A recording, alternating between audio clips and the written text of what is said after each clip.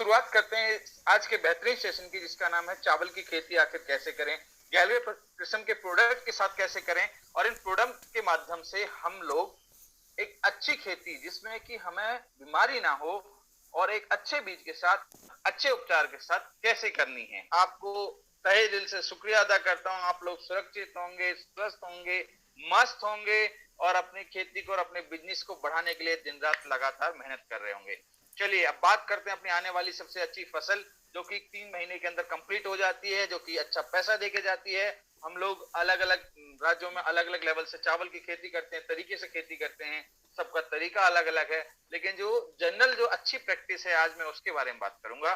तो चावल की खेती की अगर हम बात करते हैं दोस्तों, तो चावल जो है वो सबसे ज्यादा उगाए जाने वाला महत्वपूर्ण फसल है।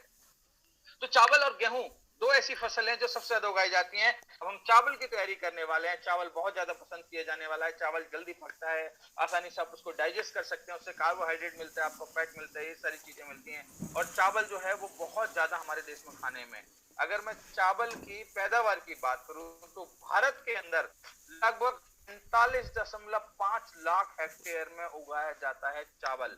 यानी आपके पास में इतनी बड़ी मार्केट या इतने सारे किसान या इतने सारे कस्टमर हैं, इतना बड़ा एरिया है जहां पर उगाया जाता है चावल, जिसमें लगभग 87.5 मैट्रिक टन का उत्पादन होता है। ये पुराना आंकड़ा है, अभी जब नए आंकड़े आएंगे, अपडेट लास्ट 2 साल से नए आंकड़े नहीं आ पा रहे हैं, जैसे ही नए आंकड़े आएंगे तो 100 के आसपास पहुंच गया होगा। लगातार पैदावार बढ़ती जा रही है, क्योंकि चावल एक ऐसा अनाज है जिसको, अगर मैं गेहूं की बात करूं, गेहूं को आपको साफ करना पड़ेगा, फिर उसका आटा निकालेंगे, आटे को गूंथने के बाद उसकी रोटियां बनाएंगे, फिर आप उसको खाने में इस्तेमाल करेंगे। लेकिन चावल ऐसा है, इंस्टेंटली आपको आपको और कुछ करने की जरूरत नहीं है, सिर्फ ये 10 मिनट में खाना तैयार हो जाता है। तो चावल सर्वाधिक खाया जाता है। भारत की अगर मैं 1.8% की औसत वार्षिक जनसंख्या वृद्धि की दर से प्रति व्यक्ति, यानी 2% की अगर वृद्धि हमारी जनसंख्या में, 1.8% के हिसाब से हमारी जनसंख्या बढ़ रही है। ऑन एन एवरेज 2% हमारी जनसंख्या हर साल बढ़ जाती है। अगर प्रति व्यक्ति की चावल की अनुमानित, यानी एक आदमी प्रतिदिन में कितना चावल खा लेता है, 400 ग्राम चावल। आज हमारी जनसंख्या 130 करोड़ से ऊपर पहुंच चुकी है।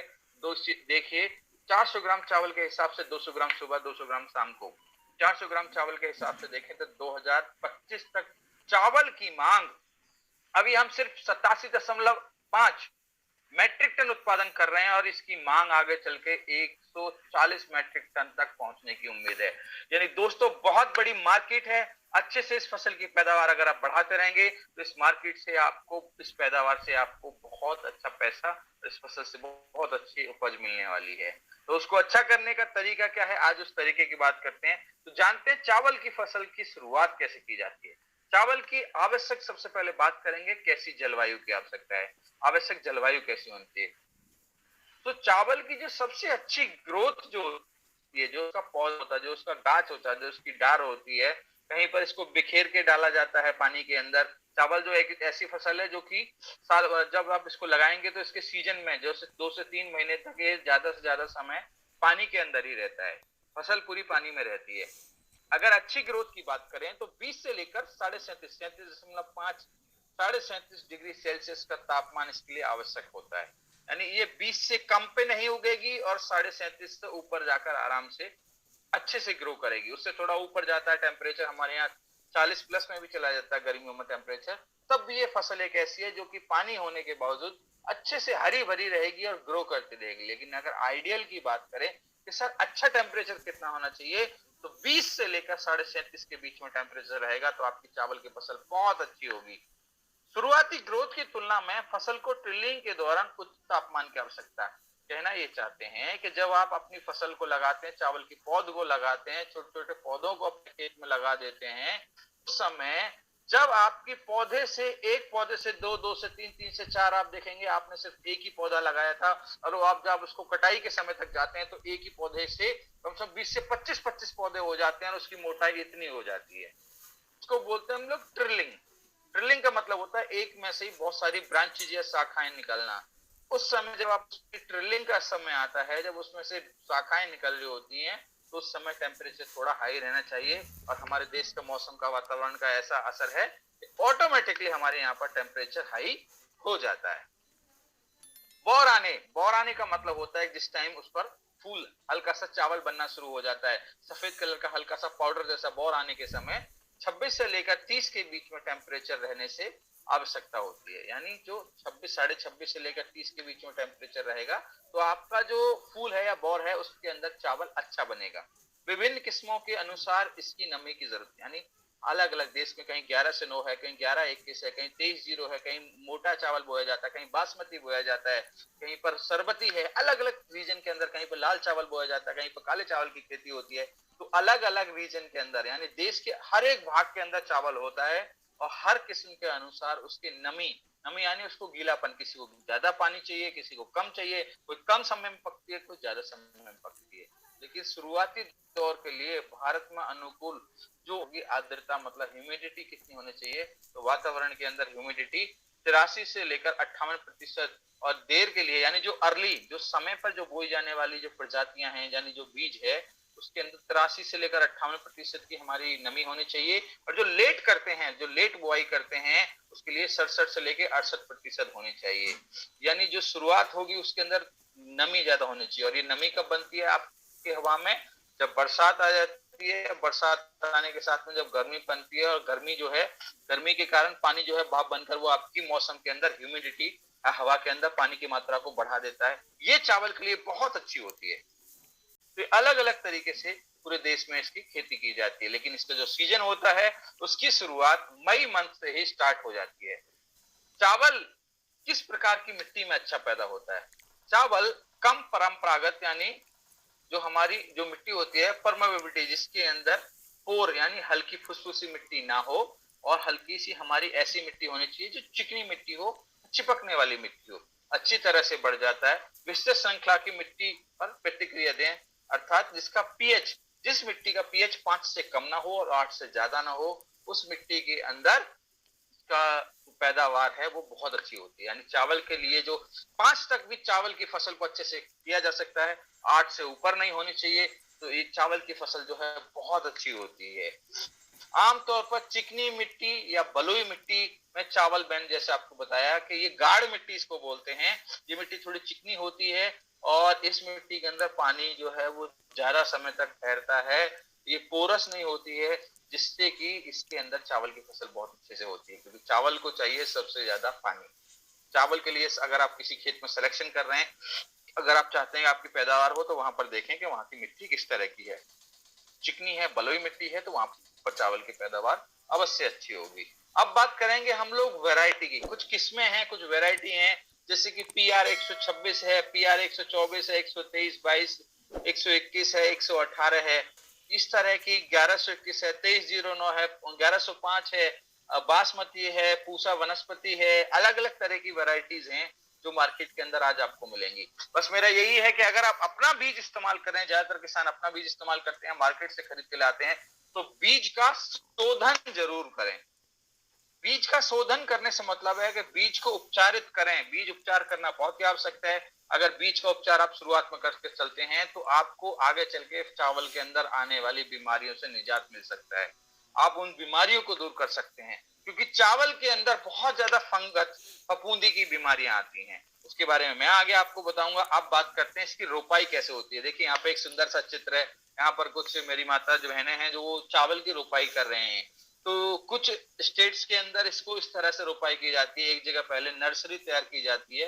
नर्सरी जब तैयार की जाती है तो नर्सरी बड़ी होने के बाद, जैसे नर्सरी की जो हाइट है, नर्सरी का मतलब है बेड के अंदर जो एक साथ चावल इकट्ठा डाल देते हैं, और जब उसकी हाइट यानी ऊंचाई जो होती है 1 से 1.5 फीट की जब वो हो जाती है, 1 से 1.5 फीट के बाद में हम उसको वहां से निकालते हैं, उसकी जड़ों को मिट्टी में अच्छे साफ करके और उसको छोटे छोटे बंडलों में बांध के दूसरे अपने खेत में लेके जाते हैं। मिट्टी के अंदर कम से कम 1 फीट की दूरी पर चावल का सही तरीका जो है, कम से कम इतनी दूरी तो होनी चाहिए। इसका कारण क्या है? इसका कारण है कि जब आपने एक चावल अभी लगाया है, एक चावल की जो अभी पौध लगाई है, जब वो फैलेगी, एक में से जब उसमें 10 होंगे तो उसका आकार बढ़ेगा। आकार बढ़ेगा, जब नजदीक नजदीक आप ज्यादा चावल लगा दोगे तो उसको आकार बढ़ाने के लिए उसको जगह नहीं मिलेगी। अब जगह नहीं मिलेगी तो क्या समस्या होगी?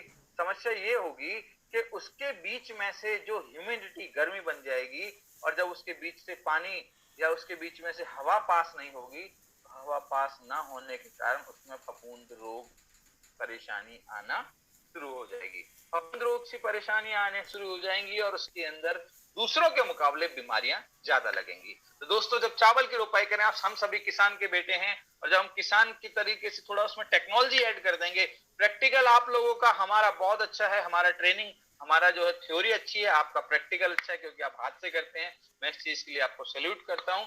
और उसके अंदर बस अब थोड़ा सा टेक्नोलॉजी मिलानी है, थोड़ा नया तरीके में अपना सुधार करना है। जहां आप 4 इंच पे लगा रहे हैं, उनको बोलिए कि पिताजी इसको थोड़ा दूर दूरी से लगाइए। पिताजी पूछेंगे ऐसा क्यों करना है, तो उनको बताइए पिताजी जब ये बड़ा होगा तो इसको जगह मिलेगी फैलने के लिए, और जितना ज्यादा ये फैलेगा उतना ज्यादा इसके ऊपर पौधे के अंदर ब्रांचेज आएंगी, शाखाएं आएंगी, और आगे चलकर उस पर चावल ज्यादा लगेगा।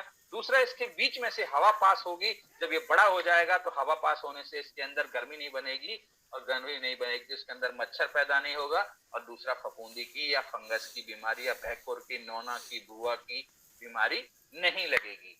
ठीक है दोस्तों, तो एक छोटी सी जानकारी जो मैंने आपको शेयर की। अब चलते हैं आगे। तो उस समय पे जब आप अपनी नर्सरी की तैयारी करें, आपने देखेंगे छोटे छोटे प्लॉट, एक चारपाई के साइज के बराबर का एक छोटा सा टुकड़ा किसान ने लिया हुआ है, और उसके अंदर एक छोटी सी आप देखेंगे एक हरी सी चादर जैसा बिछा हुआ है, और उसके अंदर चावल की, बहुत सारे चावल के छोटे छोटे पौधे उग रहे हैं। वो देखने में बड़ा सुंदर लगता है, लेकिन उसको लगाने से पहले किसान को क्या करना जरूरी है, मैं उसके बारे में बता रहा हूँ। वहां पर बीज दर या बीज उपचार करना बहुत जरूरी है। 1 एकड़ के लिए आपको तैयारी करनी है तो 6 किलो चावल लें, 6 किलो चावल का बीज लें। अब बीज उपचार कैसे करना है उसका, 5 से 6 लीटर पानी लें, और उस 5 से 6 लीटर पानी के अंदर 60 ml से लेकर 100 ml तक आप ले सकते हैं अपना जी बायोफॉस्फेट। ये बीज उपचार का तरीका मैं आपको बता रहा हूँ कि 1 एकड़ में 6 किलो बीज का आपका नर्सरी या पौधा जरूर लगेगा। 6 किलो तो बीज कम से कम लगेगा ही लगेगा, उससे जो पौधा बनेगा वो 1 एकड़ के लिए पूरा पड़ेगा आपका। जी बायोफॉस्फेट जो है वो चिपक जाएगा जाकर, और जिससे कि आप बीज का शोधन या उसके ऊपर एक लेयर बन जाएगी या एक परत बन जाएगी, एक तरह से वो उसको कवर कर लेगा, और जिससे कि अंदर बीज के अंदर फफूंदी की बीमारी या उस छोटे पौधे के अंदर फफूंदी की बीमारी नहीं आएगी। यानी एक तरह से जैसे बच्चे के अंदर टीका लगाया जाता है, पोलियो का, चेचक का, खसरे का और हेपेटाइटिस का, इसी तरीके से आप अपनी फसल के बीज के नाम के छोटे बच्चे के अंदर एक टीका लगा देंगे, जिससे कि उस पर फफूंदी का अटैक ना हो। ठीक है, तो पहला स्टेप, पहला कदम आपने सुरक्षित कर लिया। अब बात करते हैं मिट्टी और नर्सरी का उपचार। अब मिट्टी की तैयारी कैसे करें, ट्रैक्टर चलाते समय या जब आप ट्रैक्टर चलाते हैं, पानी इसके अंदर भरने के बाद ढोल से, बैल चलाकर, हल चलाकर, फावड़े से या छोटे छोटे मशीनरी से ऐसे उसको कैसे उलट पलट करते हैं, सिंपल शब्दों में बताता हूँ आपको। 1 एकड़ जमीन के अंदर 1 लीटर जी बायोफॉस्फेट लीजिए। एक 1 लीटर पानी के अंदर तो डालेंगे 5 से 7 ml, लेकिन 1 एकड़ में कितना डालें सर, उसमें तो पानी अनलिमिटेड होता है। अब अनलिमिटेड पानी के लिए क्या करें, तो 1 एकड़ जमीन लीजिए, पानी उसके अंदर कितना भी हो उससे कोई दिक्कत नहीं है। उस 1 एकड़ जमीन के अंदर 1 लीटर का आपको जी बायोफॉस्फेट लेना है दोस्तों। उस डब्बे के ऊपर एक छेद कर लीजिए, और उस डब्बे को लेकर और इस तरीके से छिड़कते चले जाइए, खेत में पानी के अंदर इस तरह छिड़कते चले जाएंगे। उसके बाद में आप ट्रैक्टर जब चलाएंगे तो आपका जो जी बायोफॉस्फेट, जो मित्र जीवाणु है, वो मिट्टी के अंदर जाकर अच्छे से मिक्स हो जाएगा। अब मिक्स होने के बाद आपको फायदा मिलेगा कि उसके अंदर जो आपने ऊपर नर्सरी तैयार करी है, इसको जब आप लगाएंगे तो इस मिट्टी का उपचार, जो खाली जगह देख रहे हैं, इस मिट्टी का उपचार आपका पहले ही हो चुका होगा। तो ये काम जरूर करना है। यहाँ पर आपने अपनी मिट्टी का उपचार कर लिया, 2 स्टेप कंप्लीट हो गए। पहला बीज किया था, दूसरा मिट्टी कर लिया, 2 स्टेप कंप्लीट हो गए। तीसरा चलते हैं क्या करना है। बाद में मिट्टी के ऊपर से जब भी आप प्रोडक्ट डालते हैं, कोई भी 10 किलोग्राम जीसी पावर लें, जीसी पावर नहीं है तो जी प्रोम ले लें, 4 से 8 किलोग्राम जीवैम ले लें, जीवैम नहीं है किसी के पास तो प्रोम ले सकते हैं या फिर जीएनपी के ले सकते हैं, और उसको मिलाकर अच्छे से मिट्टी में डाल दें। 1 एकड़ के लिए मैं आपको बता रहा हूँ, जीवैम लेंगे तो 2 पैकेट लगेंगे, जीसी पावर लेंगे तो 1 बाल्टी लें, और जी प्रोम लेंगे तो 1 बाल्टी लें। पहले से मिट्टी में आप पानी में उसको छिड़क कर अच्छे से ट्रैक्टर के समय उसको मिक्स कर दीजिए। तो इससे क्या होगा, अगर आपके पास गोबर नहीं भी है तो तब भी वो आराम से मिट्टी के अंदर छिड़काया जा सकता है। यहाँ पर एक चीज मैं आपको बताना चाहूंगा कि आप जीसी पावर की, चाहे वो जीवैम है, चाहे वो मैं आपको प्रॉम बता रहा हूं जो 10 किलोग्राम की बाल्टी में आते हैं, या एनपीके बता रहा हूं, उसकी मात्रा को बढ़ा सकते हैं। अगर कोई किसान भाई कहना चाहता है कि मैं 2 डालना चाहूंगा, 3 डालना चाहूंगा, मेरी मिट्टी ज्यादा कमजोर है, मैं इस कमजोर मिट्टी से तगड़ी फसल लेना चाहता हूं, तो उसको ये बताइए कि आप इसकी मात्रा को बढ़ा लीजिए, जिससे कि आपकी मिट्टी को ताकत मिलेगी। दोस्तों, ये सही समय है, जो जानकारी मैं आपको दे रहा हूं, ये शायद आपको जानकारी अभी नहीं मिलने वाली, लेकिन मैंने आपको सोचा, महसूस किया कि ये जानकारी आप तक पहुंचनी चाहिए। आगे चलते हैं, चावल की बढ़ोतरी कैसे होती है। जैसे मैंने आपको बताया कि मार्च से लेकर अप्रैल, अप्रैल जो है मई, मई के अंदर जो यहाँ पर नीला वाला हिस्सा देख रहे हैं, ये होता है यहाँ पे अंकुरन। अंकुरन मतलब जो आपने चावल डाला था खेत के अंदर, वो उपजेगा, उपजना शुरू हो जाएगा, और आपकी अप्रैल से लेकर मई तक इसकी रोपाई चलती रहेगी, और फिर हमारे यहाँ पर जुलाई से लेकर अगस्त तक इसकी कटाई हो जाती है। कुछ ऐसे राज्य हैं जहां पर द्वितीय एक ही फसल को थोड़ी ऊंचाई से काटने के बाद, मान लीजिए पौधा इतना है, तो हम लोग क्या करते हैं, नीचे से काटते हैं उसको, क्योंकि हमें सिर्फ एक ही फसल लेनी है। लेकिन कुछ राज्य ऐसे हैं जिनको 2 फसलें लेनी है, जैसे मैंने अभी आपको उदाहरण दिया, जैसे आसाम में लेते हैं, बंगाल में लेते हैं लोग, उड़ीसा में लेते हैं, बिहार के अंदर भी कुछ ऐसे जगह हैं यहाँ पर 2-2 फसलें लेते हैं। चावल एक ही फसल, प्रकृति आपको पानी भरपूर देगी, आपको मिट्टी सही ढूंढनी है, उसके अंदर सही यूरिया, डीएपी, अपना जो गैल्वेकिसन प्रोडक्ट डालने हैं, और उसको सही से सही बीज डालकर सही तरीके से बस सही बरसात के समय में लगा देना है, और चावल अपने आप पकता रहता है और आपको एक बेहतरीन फसल देता है। और उसके अंदर, चावल के अंदर एक बहुत न्यूट्रिशन होता है, पावर होती है, ताकत होती है। अब बढ़ता हूं मैं आगे। अब मिट्टी का अगर स्वास्थ्य के जो प्रबंधन करना है, उसकी जो क्वालिटी को अगर ठीक करना है, तो क्या क्या समस्या हो सकती है। एक बार मिट्टी के अंदर आपने एनपीके डाल दिया, जीसी पावर डाल दिया, प्रॉम डाल दिया, आपने जितने भी अपने जो प्रोडक्ट हैं जो मिट्टी के अंदर डाल दिया, वो आपको लाइफ लॉन्ग देता रहेगा फायदा। मिट्टी के अंदर क्या क्या समस्याएं होती है। मिट्टी के अंदर कार्बन पदार्थ के स्तर में गिरावट, यानी जो ऑर्गेनिक मैटर होता है, जो जैविक पदार्थ होते हैं, जो कि कूड़े की खाद से मिलते हैं और सड़ी गली पत्तियों से मिलते हैं, वो जो मैटर होता है, उसकी जो मात्रा होती है, वो धीरे धीरे करके कम होने लगती है। वाइंडिंग एनपीके का जो अनुपात है, वो धीरे धीरे करके गिरने लगता है। क्या होता है, एनपीके का जो सही अनुपात होना चाहिए, जैसे कि आप लोगों को हम बताते रहे 4:2:1 वाला, वो गड़बड़ा जाता है। सूक्ष्म पोषक तत्वों की कमी हो जाती है। छोटे छोटे जो पोषक तत्व जो हमारे प्रोडक्टों में आप देखते होंगे भर भर के नेचुरल तरीके से डाले गए हैं, वो उसकी कमी हो जाती है। हैवी मेटल्स जैसे कि सीसा है, लेड है, कॉपर है, क्रोमियम है, आयरन है, इस तरह के जो हैवी मेटल्स होते हैं, उनकी मात्रा बढ़ जाती है, मिट्टी खराब होने लगती है इन सब चीजों से।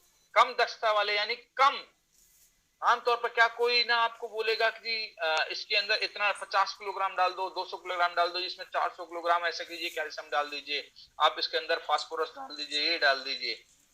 इतनी मात्रा में, ये कम दक्षता का मतलब होता है कम क्वालिटी वाले, कम प्रभावी पोषक तत्वों को आपकी मिट्टी में डालने से क्या होता है, मिट्टी की क्वालिटी खराब होती है। मिट्टी के अंदर जो बाकी की चीजें मिल जाती हैं, लेकिन उसके अंदर ताकत नहीं रहती। ताकत को बनाए रखने के लिए आपको उसको जैविक, यानी मिट्टी को जिंदा रखना होता है। मिट्टी को जिंदा रखने से मतलब होता है, जिस मिट्टी के अंदर केचुआ और जिस मिट्टी के अंदर जीवाणु मौजूद है, वो मिट्टी आपकी जिंदा रहेगी, तो जीवित मिट्टी रहेगी। अब रणनीति से मतलब है कि इनको कैसे करें, इसकी तैयारी कैसे करें। रणनीति, यहाँ तो समस्या है, और समस्या के लिए रणनीति क्या बनाई आपने, उसका सॉल्यूशन क्या बताया। सॉल्यूशन के तौर पे क्या होना चाहिए, संपूर्ण पोषक तत्व, यानी मिट्टी के अंदर जितना हो सके उतने पोषक तत्व आप उसमें डाल दीजिए। संरक्षित एग्रीकल्चर प्रैक्टिस से, संरक्षित एग्रीकल्चर प्रैक्टिस से मतलब है कि आप एक कंप्लीट पैकेज की तरफ से ऑर्गेनिक कीजिए, इसको जैविक तरीके से संरक्षित कीजिए। एनबीएस संतुलित, एनबीएस का मतलब होता है न्यूट्रिएंट का जो बेसिक रिक्वायरमेंट है वो पूरा होना चाहिए, उसका पीएच मान सही होना चाहिए, उसका बेसिक रिक्वायरमेंट आपको पूरा करके देना होगा मिट्टी का। मैं कह रहा हूँ, एक बार आपने मिट्टी पर खर्चा कर लिया, आपने बीज पे खर्चा कर लिया, आपको भविष्य में आगे पैसे पे इन्वेस्टमेंट करने की जरूरत नहीं होगी, क्योंकि जिस बच्चे को 3 साल तक पूरे टीके एक बार लग गए, उसको भविष्य में कभी वो टीके लगने के बाद बीमारी नहीं आएगी। ठीक है दोस्तों, तो प्रिकॉशन जो है वो बेटर है देन क्योर है।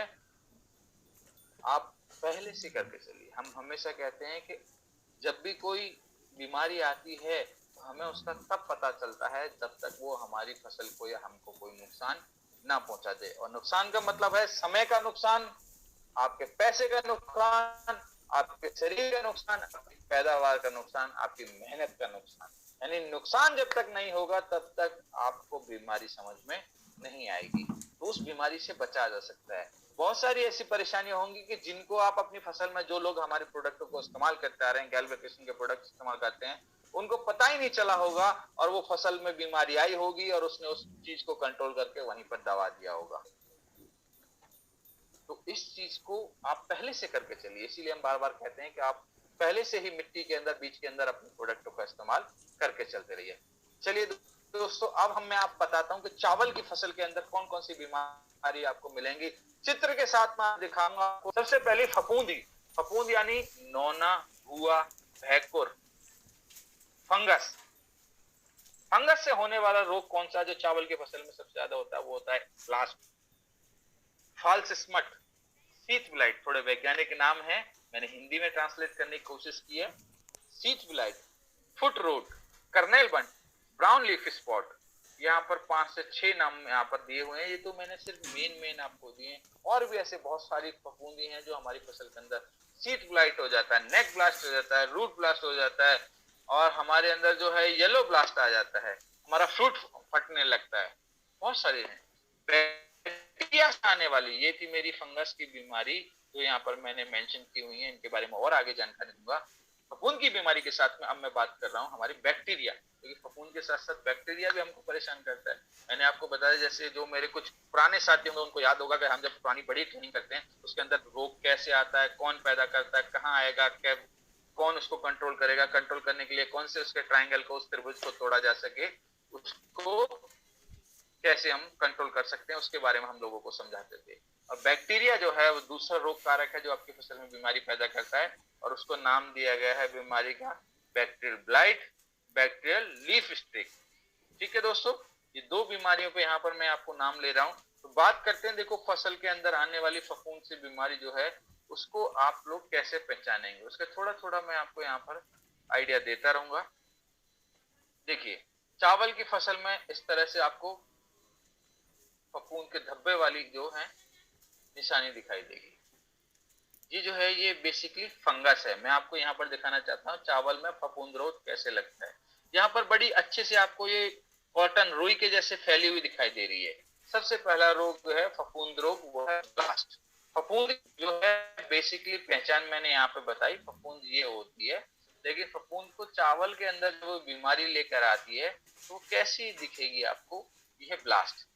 फफूंद के मुख्य कारण अधिकतम ट्रिलिंग से कोई कोई किसान क्या करता है कि जब पौधे के अंदर स्पेस, मैंने कहा ना कि उसके अंदर वो जगह तो इतनी रखता नहीं है, इतनी ज्यादा यूरिया और बाकी चीजें डालकर उसके अंदर पौधे के अंदर फुटाव बहुत ज्यादा बढ़ा देता है और वो बहुत ज्यादा फैल जाता है, और जिसके कारण पत्तों पर धुरी के आकार के, ये देख रहे हैं यहाँ पर, ये दाग धब्बे आकार के स्पॉट पड़ जाते हैं जो कि भूरे रंग के होते हैं। ये एक ब्लास्ट, इसको हम बीमारी कहते हैं, और ये बीमारी होती है आपकी फफूंद की वजह से, फफूंदी फंगस की वजह से बीमारी होती है। एक बीमारी के बारे में बताया।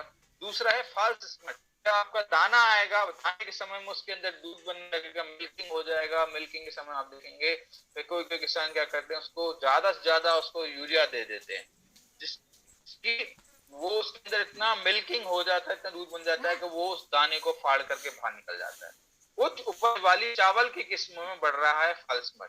फफूंद अनाज के अलग अलग कण को बड़े हरे मखमली स्पोर बॉल्स में बदल देता है। ये क्या करता है, हरे हरे, यहाँ पर ये पीला जो है, हरे और पीले उसके अंदर इसको छुएंगे ना तो आपको ये मखमल जैसा प्लेन कर देगा, इसमें बदल देता है, ये इसको फाड़ देता है। और इसके अंदर एक बार ये बीमारी लग गई तो पूरी बाली को खराब करता है, जिससे कि आपकी पैदावार कम हो जाती है।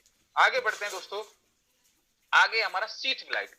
ये आता है जड़, तो जड़ है, पानी से निकला हुआ उभरा हुआ भाग है, ये नीचे की तरफ होगा, बिल्कुल नीचे जड़े के तनों पे मिलेगा। तना जो होता है, टहनी जो होती है गाछ की, उस पे मिलेगा प्लांट की। और ग्रेस हरे रंग का, ग्रे ग्रे तरह की जो ये धब्बे देख रहे हैं ना, ये गोल गोल गोल गोल आपको चितकबरे धब्बे दिखाई दे रहे हैं। ग्रेस हरे रंग की चोट और वाटर लेवल से ऊपर विकसित होता है, यानी पानी, ये रहा, पानी का लेवल यहाँ तक है और पानी से ऊपर विकसित होगा। ये ना तो पूरी तरह ऊपर होगा, ना ही पूरी तरह पानी के नीचे होगा, थोड़ा सा, यानी जैसे यहाँ से पौधा निकला हुआ है तो इतने भाग में होगा। ठीक है, ये भी एक फफूंदी की वजह से होने वाला बीमारी है जिसको हम कहते हैं शीथ ब्लाइट। ये मैं आपको जानकारी के लिए। एक रूट रॉट जो फुट रॉट है, ये परेशानी आपको बहुत दिखाई देगी कि आपने चावल की फसल लगाई और पता ना अचानक से क्या हुआ कि आपकी चावल की फसल में कुछ ऐसे पौधे हैं जिनकी लंबाई चावल की फसल से भी ज्यादा हो गई। उसको बोलते हैं फ्लोरोसिस मैनिफोर्मे के कारण ये बीमारी होती है। दोनों बीज और मिट्टी, ये बीज से भी उत्पन्न होती है और मिट्टी से भी उत्पन्न होती है। इसके संक्रमित नोकदार अंकुर पीला तथा लंबा हो जाता है। इस पे फल नहीं लगता, ये पीला हो जाएगा और ये इसकी पत्तियां बहुत लंबी हो जाती हैं। और ये बीज से भी आती है बीमारी और मिट्टी से भी आती है। अगर आप बीज और इसकी बीमारी, बीज को भी आप संशोधित कर लोगे, बीज को भी आप डर्मा या सूडो से अपने जी बायोफॉस्फेट से उपचार करके बैठे हुए हैं या जी पोटाश से करके बैठे हुए हैं, तो आपको इस बीमारी से निजात मिल सकता है। आपकी फसल के अंदर ऐसे पौधे आपको दिखाई नहीं देंगे। ठीक है दोस्तों, किसान भाइयों के लिए और हमारे जो आज के नए युवा हैं उनके लिए टेक्निकल सेशन चल रहा है। जब फील्ड में जाएंगे तो ऐसी चीजें आपको जरूर मिलेंगी देखने के लिए। पहले लोगों को एक्सपेरिमेंट करके अपने द्वारा बताया जाए कि हाँ हमने इस परेशानी को कंट्रोल किया है। ठीक है दोस्तों, आगे बढ़ते हैं। आगे है करनाल बंड। करनाल बंड का मतलब इसमें फल का कुछ पुष्प, जो हमारा फल की जो हमारी फली है, जो बाली है, उसका कुछ गुच्छा संक्रमित हो जाता है। अक्सर अनाज का केवल एक हिस्सा काले पाउडर में बदल जाता है, ये जल जाएगा। बंट करनाल बंट का मतलब है, बंट का मतलब बर्न हो जाना, बर्न का मतलब जल जाना। ऐसे लगेगा जैसे किसी ने इसको जला दिया, भून दिया है बाली को। अब भूनने के बाद में आपके अनाज का जो है वहां पर पूरा खत्म हो जाएगा। इसके अंदर भी मैल लगी हुई है, आपको पैदावार भी कम हो जाएगी और आपको उतना पैसा भी उसका नहीं मिलेगा। ठीक है दोस्तों, आगे बढ़ता हूं मैं। आपको ब्राउन लीफ स्पॉट, ये आपका हरा जब पौधा रहता है तो आप देखेंगे उसकी पत्तियों पर ये गोल गोल ऐसे धब्बे पड़ जाते हैं। ये धब्बे जो हैं आपको ज्वार की फसल में, मक्की की फसल में या बाजरे की फसल में भी देखने को मिलेंगे। यह अंडाकार आंख के आकार का स्पॉट पैदा करता है। या तो ये गोल रहेगा, अंडा जैसा होता है उसके आकार का, या फिर आंख से लंबी रहती है नींबू की तरह, नींबू का जो होता है उस तरह के सेम में आकार में। स्पॉट, स्पॉट का मतलब वो धब्बा पैदा करता है जिसमें बीच में एक विशिष्ट गहरे भूरे रंग का स्पॉट होगा। देख रहे हैं, इस धब्बे के अंदर एक और गोल धब्बा दिखाई दे रहा है। यहाँ पर मेरा कर्सर है जहाँ पे मैं उंगली चला रहा हूँ, इस तरह का भूरे मार्जिन होते हैं। इसको बोलते हैं ब्राउन लीफ स्पॉट डिजीज। ये भी हमारी फफूंदी की वजह से होती है। अब बात करते हैं चावल के अंदर बैक्टीरिया। बैक्टीरिया जो है ये माइक्रोस्कोप से लिया हुआ चित्र है। बैक्टीरिया कैसा दिखाई देगा, वो ऐसा दिखाई देता है दोस्तों। दिख रहे हैं आपको, ऐसा लग रहा है जैसे सहतूत पड़े हुए हैं। सहतूत के फल जैसा ये माइक्रोस्कोप से बहुत बड़ा करके लिया गया है, लेकिन बैक्टीरिया इतना छोटा होता है कि हम उसको अपनी आंखों से देख नहीं सकते हैं। मैंने आप लोगों के लिए इसको एक बार फोटो लेकर इसको आप रखा है ताकि आपको, अब इसमें कैसी बीमारी आती है। बैक्टीरियल ब्लाइट जो होती है, कुछ कुछ हरी और पीली पट्टियां मार्जिन के साथ पत्तियों पर दिखाई देती हैं और लंबाई चौड़ाई दोनों का विस्तार करती हैं। देखिए ये क्या होगा, ये किनारे से आएगा, पत्ती के ऊपर वाली जो नोक होगी उसके किनारे से आएगा और पत्ती को साइडों से पीला करना शुरू कर देगा। लोग कहते हैं हमारी पत्ती मुड़ने लगी, ऊपर से जल रहा है सर, ऊपर से फूकने लगा है। देख रहे ना, ये जो है ये बैक्टीरिया की वजह से आती है। ये बीमारी को कंट्रोल करने के लिए आपके पास में एक बेहतरीन प्रोडक्ट है जिसको कहते हैं जी पोटाश या फिर जी स्यूडो नाम है उसका। अभी जो नया नाम हो गया उसका वो होता है जी पोटाश। आगे बढ़ता हूं। बैक्टीरिया की दूसरी बीमारी जो होती है वो होती है बैक्टीरियल लीफ ब्लाइट। ये धीरे धीरे बढ़ती है और लाल रंग की होती जाती है। जब पौधा पूर्ण रूप से परिपक्व होने के करीब होता है, इसे नियंत्रित उपचार के लिए एनियोग्रामिक तथा अनेक बीज उपचार देखे हैं। इसको धीरे धीरे करके बढ़ती है और ये ना एक पैटर्न सा बना, जैसे आपके मोर पंख के ऊपर पैटर्न होते हैं ना, लाइन लाइनें खिंची रहती हैं, धारियां, इसी तरह से आपके पत्ते पर भी इस तरह की लाइनें बना लेगी। आपको लगेगा ये कोई डिजाइन बन गया है इसके अंदर, ये पौधे की डिजाइन है, नहीं वो बीमारी है।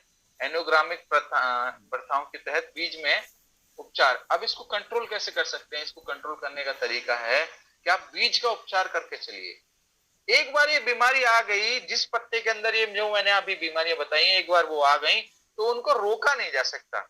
रोकने का मतलब है कि जिस पत्ते में वो लग गई उसको तो आप बचा नहीं सकते, जिस पत्ते में नहीं लगी है उसको आप बचा सकते हैं। उसको कंट्रोल करने के लिए आप पहले से ही बीज उपचार करके चलिए। तो मैं आपको कहना चाहूंगा, आप चावल की फसल की तैयारी कर रहे हैं, मिट्टी की तैयारी कर रहे हैं, आप नर्सरी की तैयारी कर रहे हैं, आप अपनी जो पौध है उसकी तैयारी कर रहे हैं, पौधे की तैयारी करते समय आप बीज उपचार, मिट्टी उपचार जरूर करके चलें, क्योंकि ये आप एक दिन का 2 घंटे की जो एक्स्ट्रा एक्सरसाइज है, एक्स्ट्रा मेहनत है, वो आपको आगे चल के बहुत सारी बीमारियों से बचाएगी। और आपके जो किसान हैं, जो आपके कस्टमर हैं, जो आपसे प्रोडक्ट लगातार खरीदते हैं, मैं आपको बताना चाहूंगा उनको आप इसको जरूर तरीके को करवाएं, जिससे उनको बहुत लाभ होगा। ठीक है दोस्तों।